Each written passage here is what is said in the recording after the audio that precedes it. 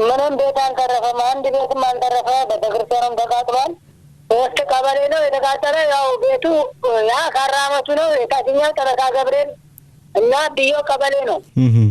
ከዛ ወረዳችን አሰኮ ነው። በቃ አንድም ንብረት አልተረፈም። ድጋሜ ነው እኛም ቤት የተቃጠለው። ባለፈውም ሰኔ 7 ተቃጥሎ ነበረ።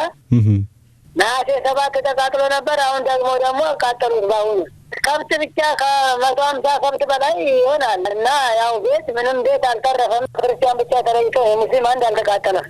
ያው አልብራሳት ውጭ አወጣው እንትን አድርገውታል ገብርኤልን ማለት ነው። ወደ ሬቻ የሚባል ስንመጣ ማታ ላይ በማግስቱ ለቀቁበት እሳት። የተለየ ነው ቤቱ። እዛ ክርስቲያን ቤት ነው የተቃጠለው። አንድ ቤት አልተረፈም። አንድ አካባቢው በቃ ያው እዛ ያስፈራል። መሄድም አይቻልም። ሰው ተሰዶ ወደዚህ ወደ ወረዳው ለመሄድ እየተጠጋ ነው። የተመታም አለ። ያው ሌላው ንብረቱን እንዳለ ትቶ ልጆቹን ያሸሸ የሞተ ሞተ። ያው በየጫካ ወደቀው አልተነሳም።